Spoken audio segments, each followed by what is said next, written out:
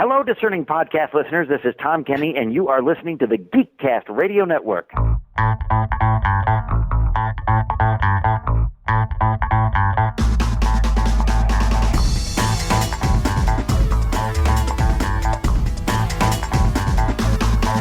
Hello and welcome to episode 223 of the Cinema Geeks. I am one of your Cinema Geeks Optimus Solo, and joining me, as always, is the Comic Concierge. Hello, Dan. Hey, how's it going? It is going well. We are here to continue our new series here on the life and times of Cary Grant. We did his first film that we covered last week, which was Bringing Up Baby, and now we are on to the second film we're going to cover of his, not counting the four we covered during the Alfred Hitchcock series. We're talking about the 1940s film called His Girl Friday. So before we get the facts for His Girl Friday, Dan, what is your history, or did you have any knowledge of this film going into it, or what had you heard about it? Yeah, this is one I have seen before. It was a long time ago. It was about 15 years since I have seen it. So I didn't remember that much about it. I do remember, I also watched the front page, which the Billy Wilder version, and watching that, that's when I realized that, I didn't know that they come from the same source material, because the Billy, that movie came out in the 70s, so it came out after this. So I did watch it. I'll be honest with you, as I was going through it, I remembered very little about it, so it felt like watching it for the first time. But how about yourself?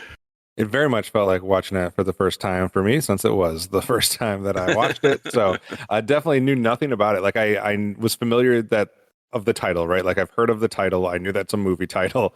I know that's a movie that exists from back in the day, and and I knew that Cary Grant was in it, and that was about it. So I went in completely, I guess, blind, except for the fact that we did have a mention of it when we were talking about Bringing Up Baby, that it was going to be from the same director, Howard Hawks, and that he was trying to take some things that he perceived as, I guess, lessons from Bringing Up Baby, and then kind of inserting that or taking that into account when he was making His Girl Friday. That's the only, I guess, nugget that I knew that maybe gave me a hint that it's going to be at least have some similarities to Bringing Up Baby, if not maybe in a slight different direction and tone overall. But that's about all I knew. So definitely went into this one blind. So let's go ahead and get the facts about His Girl Friday, and then we can let you guys know how we reacted after we watched it.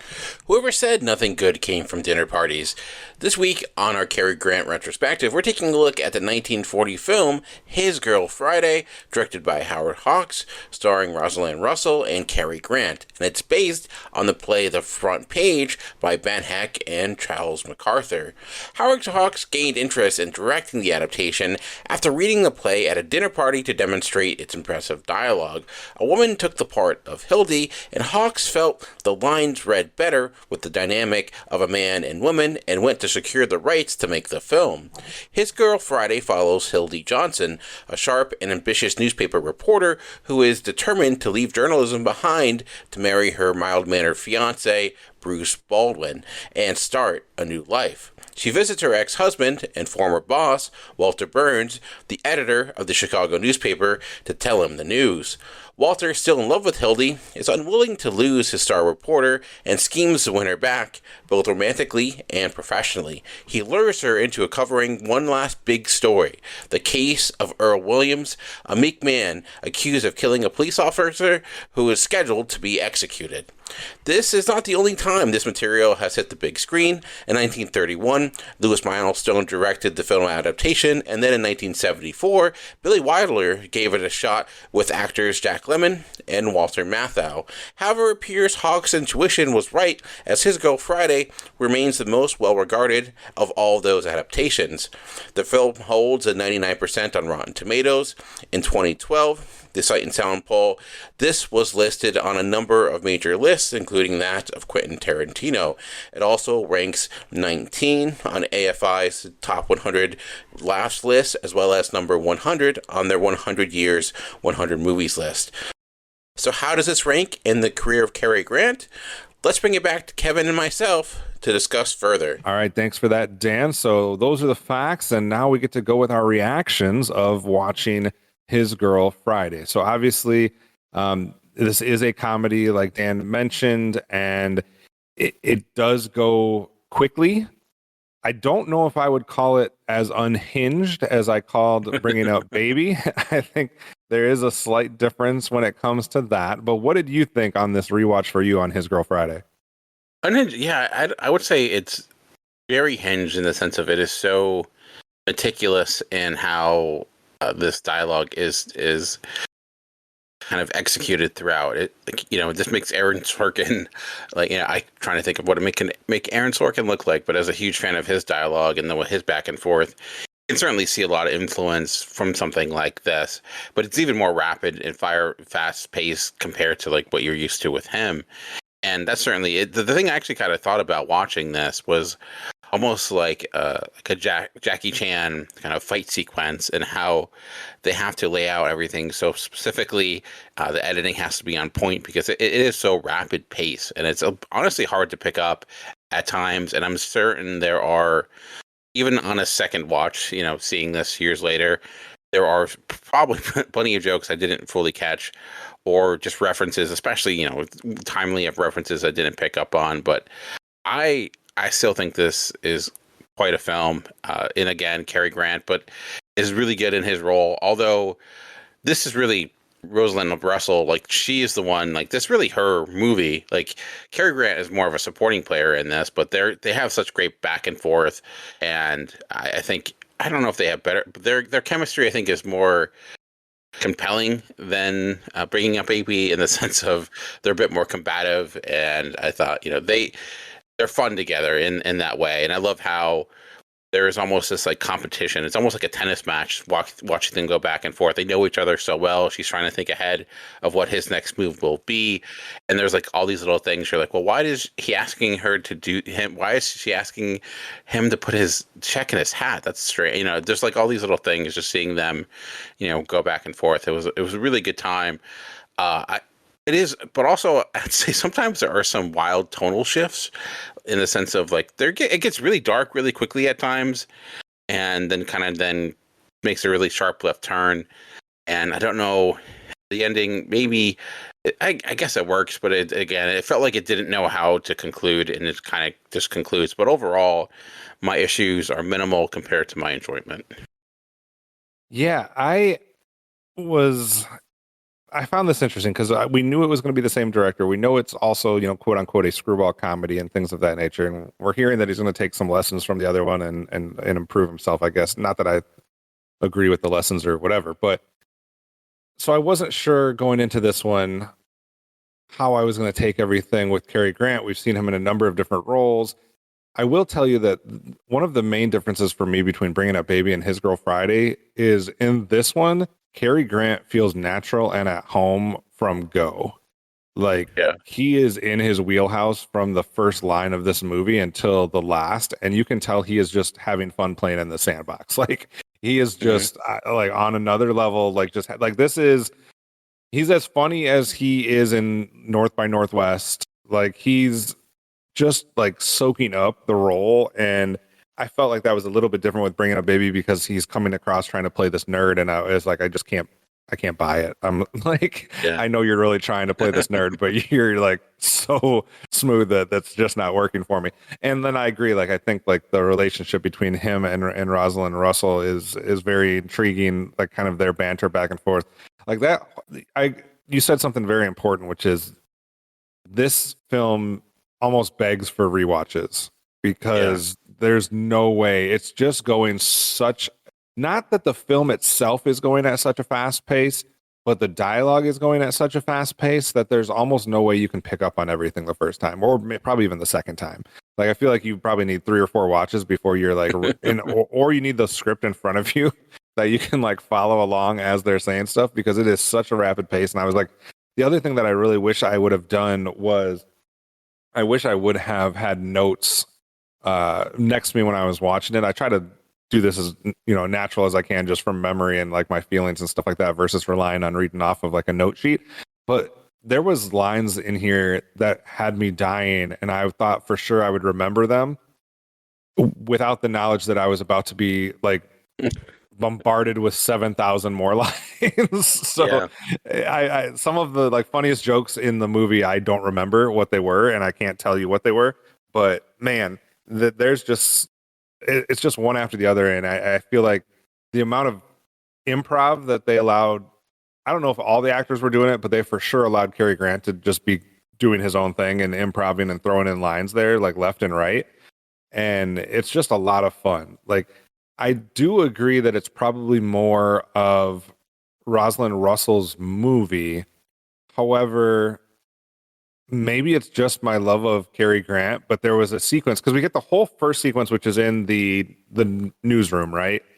Yeah. Where she comes in there trying to like kind of tie some loose ends up with Cary Grant and obviously their interaction together, and then we get introduced to her fiance, and all of that sequence is happening, in that newsroom. And then we transition to what would you call the other room? Like the press. I'm gonna call it the press room, but like the press room. Yeah, I think in the jail location. Yeah, so like they have where all the reporters are kind of intermingling within that room, and they have all the phones, and for a big part of that segment, at least in the beginning, Cary Grant's absent, right? Like it's Rosalind Russell, it's the other reporters, it's the people involved in the accusations of murder and different things of that nature, and what's going to happen with the hanging and all this kind of stuff, right? And then obviously Cary Grant gets brought back into it in that like last act, maybe like the last third. I did find myself in that middle sequence wanting Cary Grant back in the film.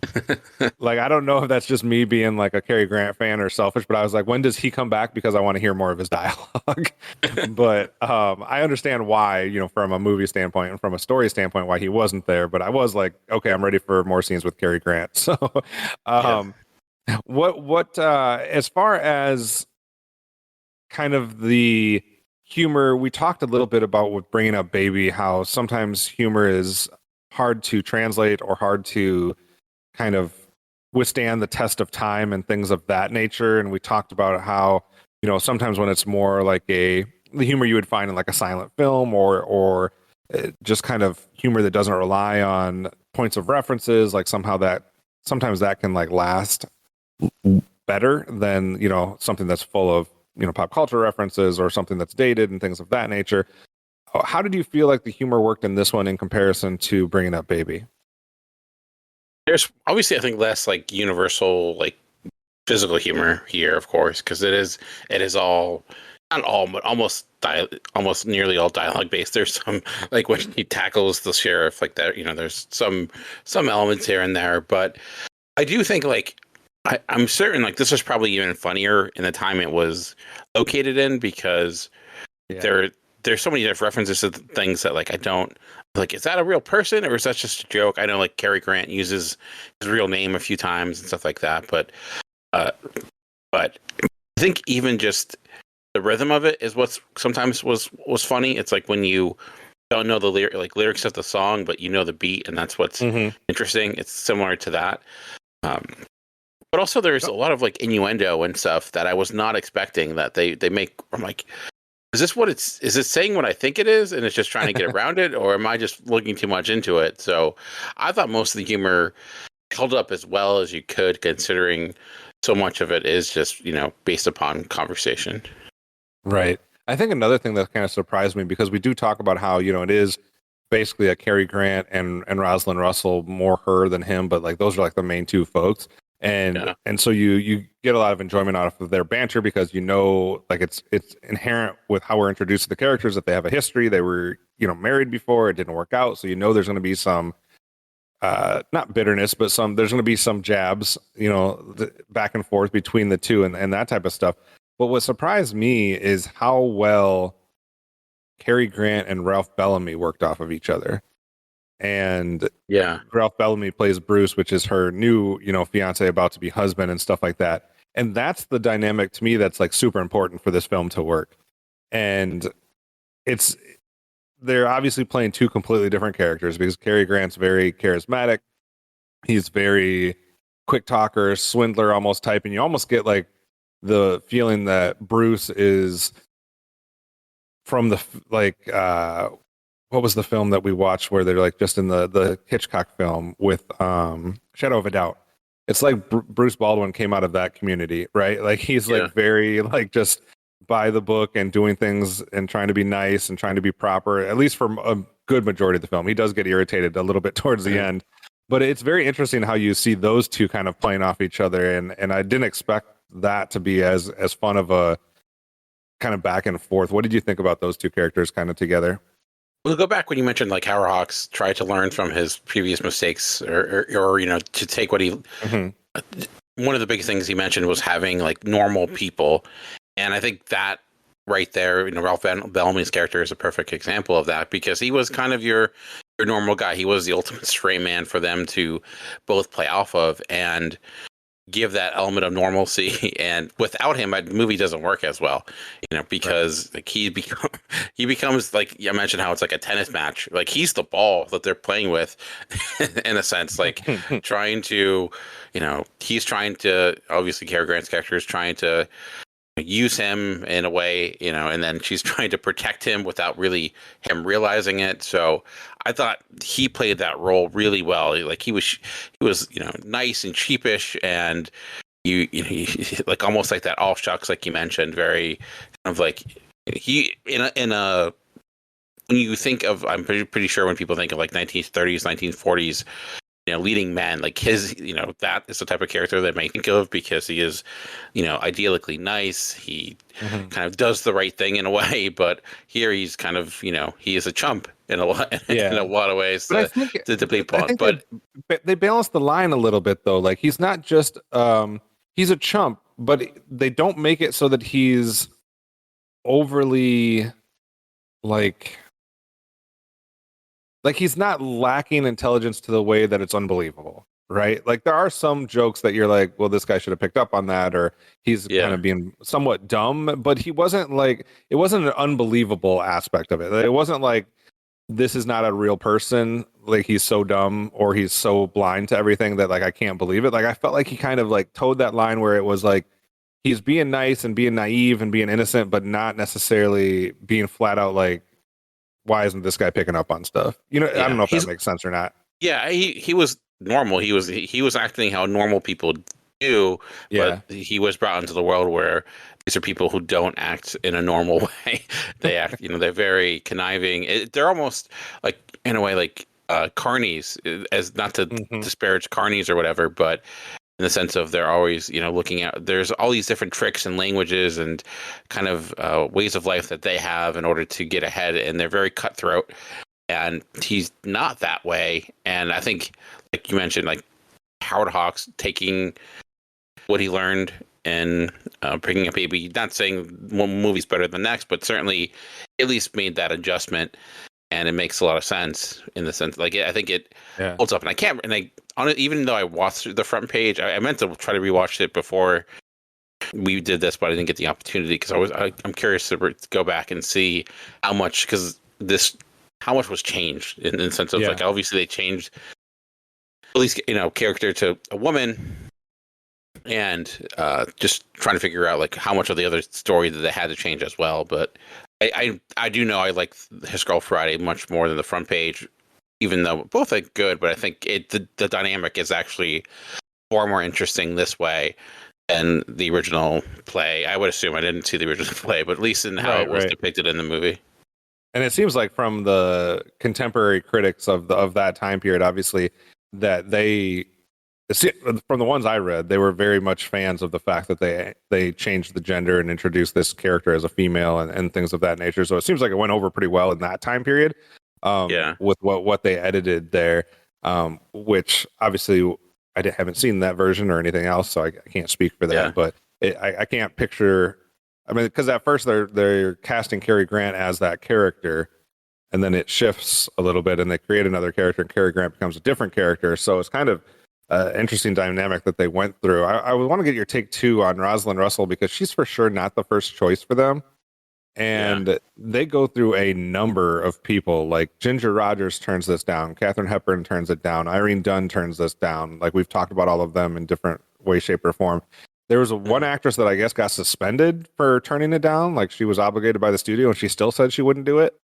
So the studio like Jeez. just suspended her for it and stuff like that. So like She had to go to it was on a permanent record. I guess like I don't know how that works in classic Hollywood, but so they like just end up eventually, I guess, with Rosalind Russell. But I feel like she did a fantastic job in this role. Like I don't know much of Rosalind Russell. Like I'm not a aficionado. Yeah. I know she's gets some acclaim over time. There's Tonys and Golden Globes and different types of awards that she has on her resume. But I don't think I've seen any of her other films. Have you? I have not that I know of, and yeah, she's nominated for 4 Oscars. So clearly, she's had a career, but she's not Katharine Hepburn. That's a name we hear a lot, but Rosalind Russell isn't one that I hear as much, or one I have nearly as much experience with. Even like looking at the films he was nominated for, ones I have not seen. My sister Aline. Sister Kenny, she really likes sister movies. Auntie Ma'am, it's interesting. Morning Become Electra. None of these, honestly, never seen any of those films. Gypsy, I've heard of, but I haven't seen it. Yeah. So, but all of this comes like we're talking about at least. Well, I think My Sister Eileen is a couple of those are in the mid to late 40s. So, but His Girl Friday comes before all of that. Not saying that it was her first film or whatever. She has probably a dozen films or 20 films before that, but I don't know. Yeah. I don't know if this was considered a breakout role or not, but all of her award stuff comes later after His Girl Friday, for sure. Yeah. But yeah, I thought she was fantastic. I thought, like I mentioned, it was her movie just as much as Cary Grant, and knowing that at this time Cary Grant was huge star. He was a name for sure, and like had no issue. And I know like going through some of the information, she got some help to like learn to better ad lib. She felt like her part didn't have as many good lines, which is perhaps the case because he worked for this film. But I thought the final product, it was, she gave as well as she took, or she, I guess, yeah. So, and held her own, and I thought she was really funny, and I do like that. You see that inner reporter always come out, like she's fighting against it, but it's just like she can't get away from it, and it's just when she's in that element, it's so very clear. So yeah, it was almost like muscle memory took over. Like she's not there to do that, but then the phone rings and she answers or something like that, just because that's what you do in that situation if you're working there. So it was kind of interesting to see that. We talked about how the dialogue was very artfully crafted and things of that nature. Just a little bit of trivia. It almost reminds me of like when you see one of those memes where they write the words all wrong with the wrong letters, but you can still read it because of whatever. Like they said that they were very careful to make sure that most of the sentences, the beginning of the sentence and the end of the sentence, was not necessary or was not important, so that they could continue to talk over each other and it wouldn't affect our ability to kind of understand and get the message, which I can't even imagine writing like that. Like, that just seems like a chore of all chores. Like that's worse than trying to like have anything like the right number of syllables or different stuff like that. Now we're trying to like make sure our sentences aren't important at the first or just last words. Like, and then there was other things. He said he did something with like, what did it say? Like 30 plus different microphones or something that were being turned on and off to like catch different stuff because they didn't have the technology to do this the way they could have done it maybe nowadays. Yeah. So, and he had a desire. It says that he had literally had a desire to have a film that had the fastest dialogue known. Like I don't remember which film he was comparing it to, but he was basically like, I want you to be able to put both of these films next to each other and see that my film's faster. Yeah. It's like, this is to movies what Hamilton was to Broadway plays. It's like as much dialogue as we can, and within not that long of a movie. It's 90 minutes, which is crazy. Yeah, I mean, it doesn't even feel like that. I can tell, like just because of how fast that dialogue's coming, like it feels like it's flying by for sure. And then you mentioned like some of his interesting ad libs, like his real name Archie Leach. He throws in there. He calls somebody a mock turtle, which he played a mock turtle in the Alice in Wonderland production in 1933. So there was a lot of that he was able to. He even mentions like one of the actual actors, the Ralph Bellamy, who plays Bruce. Like he references seeing a movie with Bellamy in it. So like, Yeah. he's throwing that stuff in left and right. I wanted to get your take on one other thing though too. In bringing up Baby, you had mentioned how it almost was like Cary Grant was. Well, we talked about, who was it? Was it Clark Kent or not Clark Kent? Dean Cain or somebody that like we made the reference Christopher as far Reeve. as, yeah, Christopher Reeve, as far as Yeah. the Clark Kent / Superman take like on that, especially the Clark Kent Yeah. aspect. And you can totally make a similar connection with this one with Hildy Johnson and Lois Lane. Like, Oh yeah. so it's kind of interesting how we've seen in these two films almost like an archetype for Clark Kent and an archetype for Lois Lane. I don't know. Did you pick up on that while you were watching it?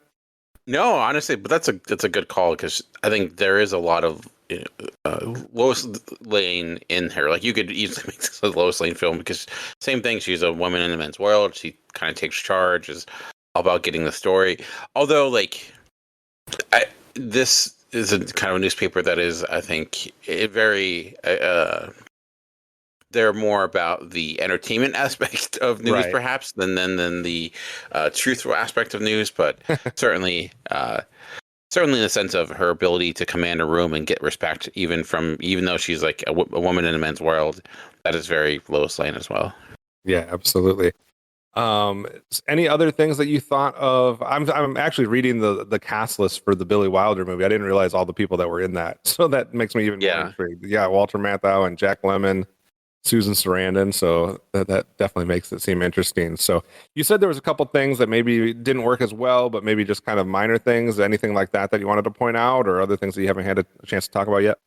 Well, before we get, while we're on it, though, did you, considering news is such a big part of this, obviously it's all these different newspapers going, competing. You see them in a sense of like they're making jokes about how they're going to utilize praising this one candidate in order to try to, basically a lot of wheeling and dealing going on, using the power of the press to get things, sometimes maybe in not the most moral way. And did you take anything from that, considering the world, the world we live in now, when media and news is at so much discussion regarding it? Like, I was curious what you thought about that, considering, I don't know, this it's clearly saying a lot about the way in which news was handled at that time, and I don't think it was necessarily as positive as we look back at that time. I think what we kind of look back at that time is rose-colored glasses, where this was like,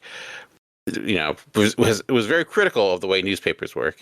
Right. And it's definitely intentional too, because like they put the whole text on the screen right at the beginning, right? Like they kind of like set that stage up for that. So it kind of has a through line that without that, I know sometimes people don't like text like that put at the beginning and things of that nature, but I think that, and seeing that first and then kind of going through the first act, which is kind of madness, like just funny and fast and stuff like that, you could almost forget. And then when they get to that press room or whatever, you really start to draw back to what they're putting on the screen in the beginning to give you that through line, which is kind of nice. And you do get a lot of instances where you have kind of two different parties. One of them the mayor is involved with, and the other, I think it's the mayor, and then the other one the governor is. Clearly the governor and the mayor, I believe, are two different parties, right? Or conflicting. There's a sheriff who's like the one that's kind of leading the charge for the person to be hung, which is also something we probably, because it's also weird that this comedy is centered on a hanging. Like, that's kind of crazy. But yeah, there's the sheriff, of course, who's kind of the center of it, because his kind of clearly incompetence is kind of leading the charge here. Then you have the mayor, and then the governor, who we never see, clearly is not a fan of that mayor, and there's a bit of a combative relationship. Well, and it's interesting because it kind of puts up a multiple levels, right? Because you see, like, it almost reminds me in a completely different way. This is a weird comparison, I guess, but in Gangs in New York, like, you get to see like a hierarchy, right? So like you have the people that are more on the local level that are in control and acting kind of like the big man in town, but then there's always a bigger fish, right? Like there's always somebody that has a little bit more power, and you get that, right? Because the sheriff's there, but then the mayor kind of represents a level up, and then he thinks he can do whatever he wants, but then he, there's always that next person. So then you have the governor who can kind of trump him and stuff like that. And that was a bad choice of words, but anyway, so yeah, you kind of have that going, and it is interesting because it reminds you of what we see now, but like it's almost, I don't know, it was almost like a foreshadowing in a way, because you have it, and it's always going to be the case where you have people in power trying to manipulate stuff, right? But it's interesting because in this movie we're seeing how that would work and like the mechanics of that in a system where we still had at least the shroud of like some sort of journalistic integrity, which completely does not exist anymore. Like, Yeah. between different things that happened in the Reagan era and whatnot, like all of that, like there's no penalty for lying now. There's no, like, you can just be blatant, like false, like with your reporting, and there's no repercussions. So like that wasn't the case back then, but it's showing that like it's all right there under the surface though still. Like there's still going to be people that are trying to manipulate things or trying to use the press or this different way. It was just we had some protections that sort of helped once upon a time, and it's kind of a rough foreshadowing of what was to come once those protections are no longer there. At least that's kind of how I picked up on it. Certainly. Yeah. It was an interesting kind of seeing a world in which, it's all about getting the story first. We talk about that, how a lot, you hear that a lot in news, what's about, being first, not necessarily being right. And in a lot of ways, there's a little bit of that, but you do see at least they are trying to get the truth, even if they maybe not go out do it in, even if it's through bribes or whatever. So, but I did think that Billy Gilbert character, before you continue, the messenger, I don't know if that's the name of the character or that's the name of the actor, but there was I think that's the name of the actor, but he plays like the messenger for the mayor, I guess, or something, or he comes in with like the thing from, and both the sheriff and the mayor are trying to tell him like he wasn't here, and I loved that sequence because he's just like not like just completely oblivious to everything that they wanted him to do, and I was like, I love this guy. Yeah, he's very much. It's like he's very. For one, he loves his wife. I know that much about him. The guy was a big fan of his wife. So, but with that, we do have a lot of, I wouldn't say slapstick, but this is a comedy. It is very focused on the comedy.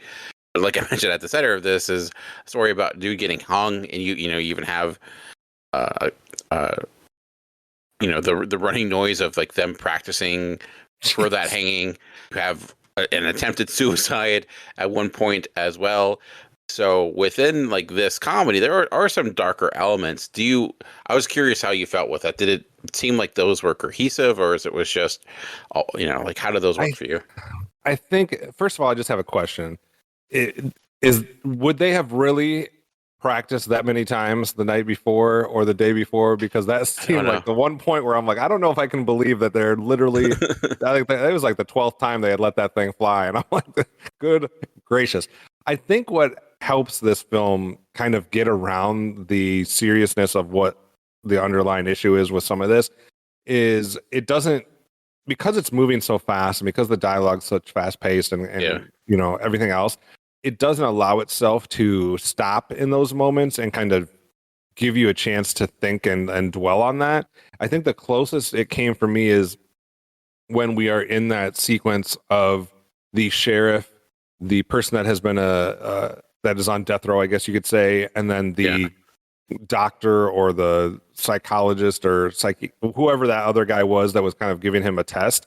Like they're in a room separately, and I think that sequence is as close as it came to me to be feeling like it almost didn't belong, or that it was like, or like, I don't know what we're doing quite here. Like I know that he had to escape and things of that nature, but there was that moment because it was almost as, I wouldn't say slow, but it slowed down as much as it did in the entire movie, probably for that sequence. And then it kind of, ramps back up. But I think the rest of it going at the pace it did kept me from spending too much time thinking about that, and didn't take me out of the movie of like, hey, we're having a whole lot of fun with all these, quotes and all these different things, but we're talking about somebody that's, trying to kill themselves and all that kind of stuff. What did you think?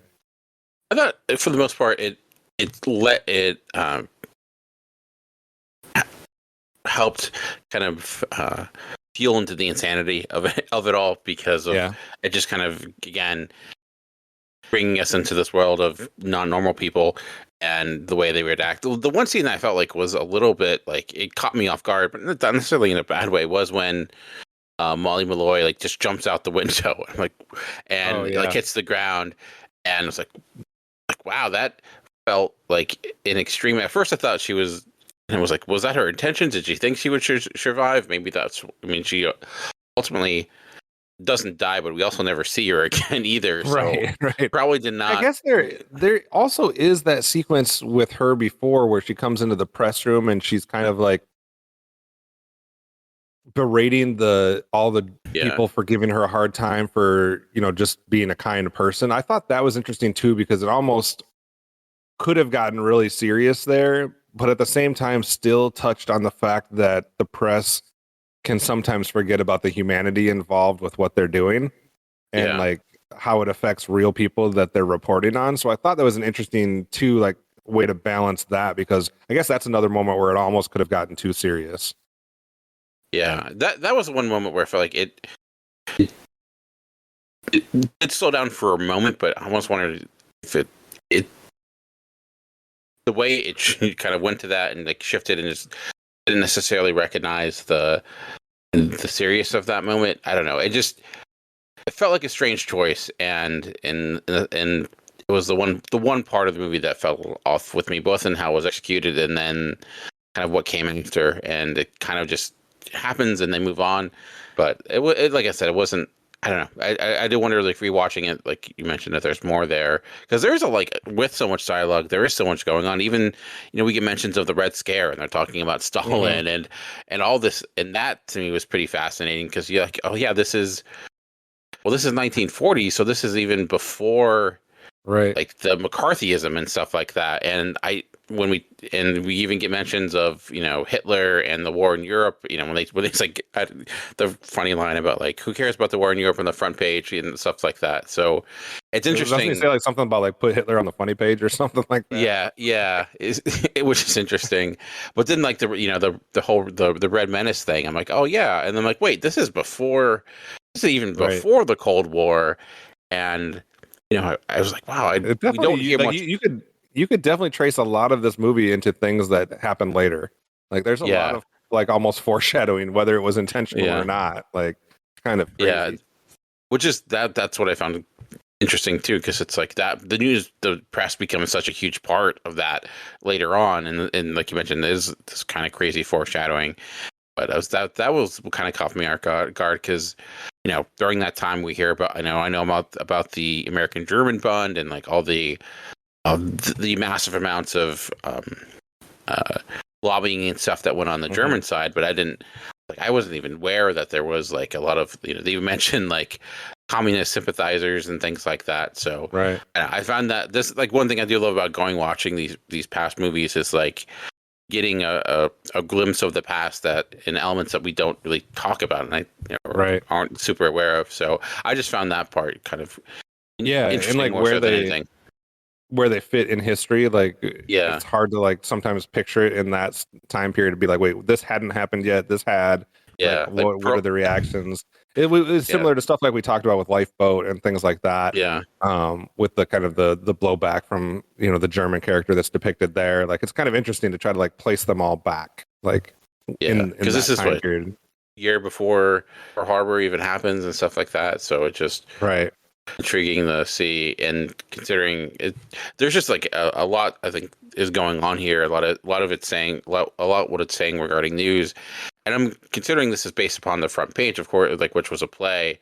I'm interested. I was curious to kind of go back and see like what that was saying at the time. But I don't know. I just for a movie that's only 90 minutes, I'm still amazed with like the amount of layers that are here that you can kind of depict, in the fact that it does all that while being extremely funny the entire time. Yeah, because you don't usually. It's not usually like. When you're describing a movie that you say like, well, you probably need to go watch it like at least 3 times to pick up everything, you're usually not talking about a slapstick comedy. That's not usually the recipe there. You're usually talking about something else. So, and I see that we also still can't, I know we're not on Hitchcock anymore, but we can't escape like moms showing up in films either. So there's an interesting situation with Bruce's mom in here now. how she interjects herself into this whole mess. So it kind of Yeah. leads to a funny encounter with what happens to her, what happens to Bruce, and kind of how this whole movie wraps up with Cary Grant kind of with a throwaway line at the end, wondering if Bruce will put him up in Albany when they decide that they're going to need to go there. So that's funny right until the end, really, to me. So any other final thoughts on His Girl Friday before we wrap this up? I did. Did you watch? So this has been released in both color and black and white. Did you watch which way did you watch it? I watched the black and white. I don't know if it was a remaster. It was interesting. I think I sent you the picture, but I did a search and brought it up, and I'm like, well, why do I have three options to watch this film on the same service? But I guess one of them may have been color, one of them may have been black and white, and one of them I think was like a remastered version of black and white or something. Yeah. And that's the version I watched because I read that somewhere that you should watch it in black and white. So I did. Yeah, I was curious about that. So I watched it in black and white too. I watched it because it's on Hoopla, and that's all they had available there. But also, we've watched two Howard Hawks movies back to back. Obviously, Cary Grant's a big part of him, but does it have you interested at all to check out any of his other filmography? I mean, I know he's known for some westerns and things like that, which of course are very different. But it's just has it intrigued you? It makes me interested to see how he works in a western, right? And that was something that we've kind of tossed around a couple different times in the past of doing some western spotlights to kind of fill in some of our blind spots in there. But he's got Rio Bravo and Red River and probably a couple El Dorado other ones. or something. El Dorado. So it'd be interesting to see his take on a western. Obviously, westerns can be funny as well, but not all. It doesn't mean every film he does is funny either. So it would be kind of interesting to see a few of his other ones. Did he do Scarface? The original Scarface? He did do the original Scarface, which I have seen. Is that good? I remember not being a huge fan of it, but also I saw it 15 years ago, so I may like it now. But yeah, he watched there's a lot of similarities to the original one. It's not the original one, the remake. But yeah, he did Scarface as well.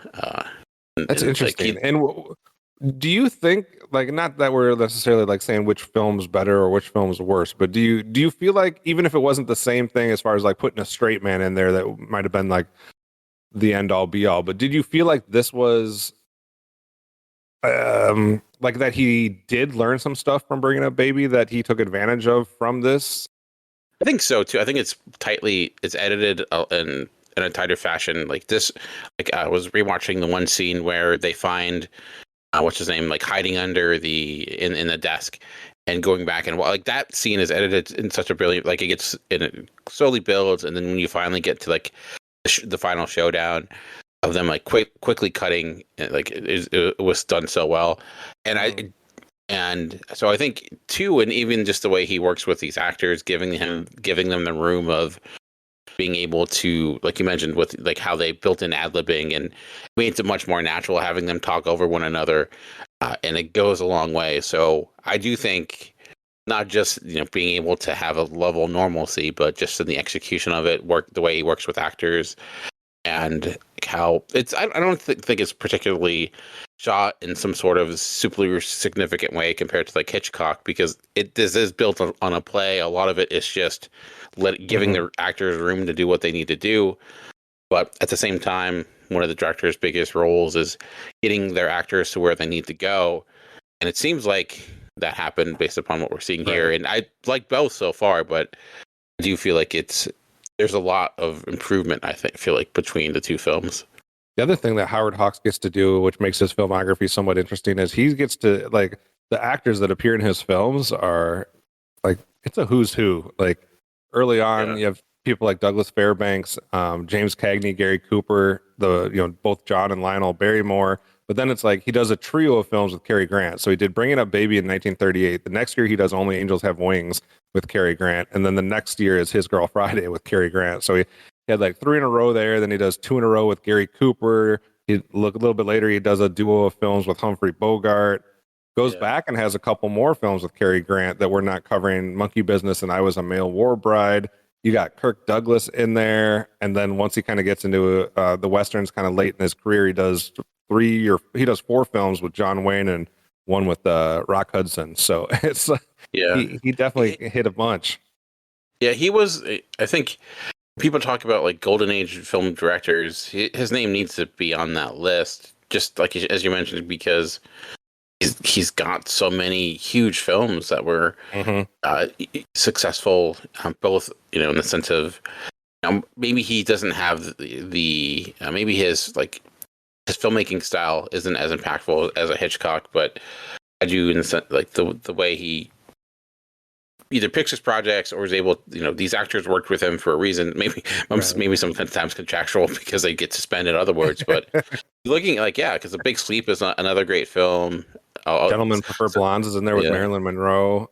Yeah, somehow we've accidentally started doing a Howard Hawks retrospective as well. But just blend them all together. Yeah, but I was just curious because it was like we saw two of his comedies, and I've seen a few other of his films like The Big Sleep and Scarface, but it's not like when I watch a Howard Hawks movie, it's like, oh, this is Howard Hawks. Like there's those directors that kind of disappear into the work that they do, and he feels like one of those types. There's those writers. Like I know an Eric Sorkin script when I've seen it. You know that right away. But then there's other people like Ron Howard, for example, who like Ron Howard, like he's made good movies, but it's not like he has that auteur style per se, which is not necessarily, or even like a Ridley Scott in a way, where he does a lot of different things, and like Howard Hawks. Well, that's when you look through this guy, like every other film is a different genre. Like he is bouncing all over the place, from war films to comedies to romances to dramas to westerns. Like it is, like I think he only does like 6 or 7 comedies. It just happens that most of them have Cary Grant in them. So it literally, like I think I counted, and he has like 7 or 8 comedies, and Cary Grant's in like all of them, but like 2 or 3. So he just knows what he has with him, I guess. Yeah. So it's very interesting to see like kind of how his career has gone, and I would be interested to see a couple of these other films that he has done maybe down the road to see, if you can harken anything back to these 2 films that we've watched, or if it just feels completely different. Speaking of down the road, what's the next movie we're going to be heading down with our Cary Grant retrospective? So the next movie on our list, if we're going chronological order, is The Philadelphia Story, which for once we get to flip the script, because usually you're the one that's seen it 15 years ago and I'm the one going in blind, but this is one that I have seen, I'm going to say more than 15 years ago. I'm going to say that it's at least 20 years ago that I saw The Philadelphia Story, and I believe you said you have not seen this one, correct?